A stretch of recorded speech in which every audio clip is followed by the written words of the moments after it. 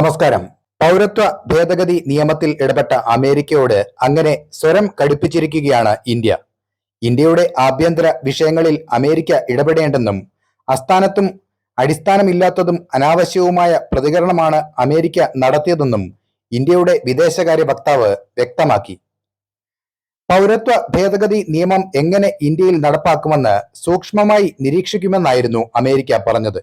എന്നാൽ ഈ വാദത്തെ ഇന്ത്യ ശക്തമായി വിമർശിച്ചു.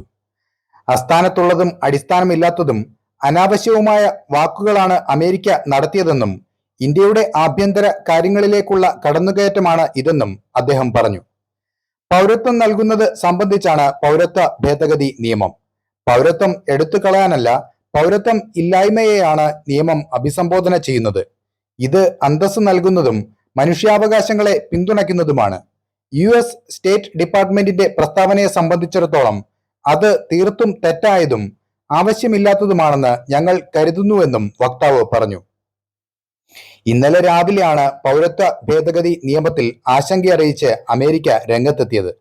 CAA വിജ്ഞാപനത്തെക്കുറിച്ച് ആശങ്കയുണ്ടെന്നും വിവാദ നിയമം നടപ്പിലാക്കുന്നത് സൂക്ഷ്മമായി നിരീക്ഷിച്ചു വരികയാണെന്നും US വക്താവ് മാത്യു മില്ലർ അറിയിച്ചു.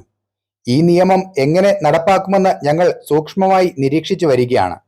മത സ്വാതന്ത്ര്യത്തോടുള്ള ബഹുമാനവും എല്ലാ സമുദായങ്ങൾക്കും നിയമപ്രകാരം തുല്യ പരിഗണനയും അടിസ്ഥാന ജനാധിപത്യ തത്വങ്ങളാണ് എന്നും മില്ലർ കൂട്ടിച്ചേർത്തു.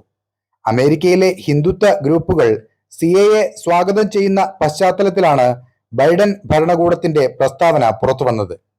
അതേസമയം CAAക്കെതിരെ രാജ്യവ്യാപക പ്രതിഷേധം നടക്കുകയാണ്. എന്നാൽ പൗരത്വ നിയമ ഭേദഗതി നിയമം കേന്ദ്ര സർക്കാർ പിൻവലിക്കില്ലെന്നാണ് ആഭ്യന്തരമന്ത്രി അമിത്ഷായുടെ നിലപാട്. CAAയുടെ കാര്യത്തിൽ സർക്കാരിന് ഒരു വിട്ടുവീഴ്ചയുമില്ല. രാജ്യത്തെ പൗരന്മാരുടെ അവകാശം ഉറപ്പുവരുത്തുന്നതാണ് CAA എന്നും നിയമം മുസ്ലിം വിരുദ്ധമല്ലെന്നും വാർത്താ ഏജൻസിയായ ANIക്ക് അനുവദിച്ച അഭിമുഖത്തിൽ അമിത്ഷാ പറഞ്ഞു. 1955 ഇന്ത്യൻ പൗരത്വ നിയമത്തിലാണ് 2019 മോദി സർക്കാർ ഭേദഗതി വരുത്തിയത്. പാകിസ്ഥാൻ, ബംഗ്ലാദേശ്, അഫ്ഗാനിസ്ഥാൻ എന്നീ രാജ്യങ്ങളിൽ നിന്നും 2014 ഡിസംബർ 31 അതിനു മുൻപോ കുടിയേറിയ മുസ്ലിങ്ങൾ അല്ലാത്ത അഭയാർത്ഥികൾക്ക് ഇന്ത്യൻ പൗരത്വം നൽകുന്നതാണ് ഈ ഭേദഗതി. അതായത് ഈ 3 രാജ്യങ്ങളിൽ നിന്നും ഇവിടെ എത്തി രേഖപ്പെടുത്തപ്പെടാതെ ഇന്ത്യയിൽ കഴിഞ്ഞ ഹിന്ദു, സിഖ്, പാഴ്സി, ബുദ്ധിസ്റ്റ്, ജൈന, ക്രിസ്ത്യൻ മതസ്ഥർക്ക് മാത്രമാണ് ഈ നിയമം ബാധകമാകുന്നത്. നിലവിലെ നിയമങ്ങൾ അനുസരിച്ച് അനധികൃത കുടിയേറ്റക്കാർക്ക് ഇന്ത്യൻ പൗരത്വത്തിന് അപേക്ഷിക്കാനാവില്ല. എന്നാൽ പുതിയ ഭേദഗതി പ്രകാരം ഈ 6 വിഭാഗത്തിൽപ്പെട്ട കുടിയേറ്റക്കാരെ കുറിച്ചുള്ള നിർവചനത്തിൽ ഭേദഗതി വരുത്തി 6 വർഷത്തിനുള്ളിൽ ഫാസ്റ്റ് ട്രാക്ക് ഇന്ത്യൻ പൗരത്വം നൽകുന്നതാണ് നിയമം. അനധികൃത താമസത്തിന് കേസുണ്ടെങ്കിൽ പൗരത്വം ലഭിക്കുന്നതോടെ അത് ഇല്ലാതാകും.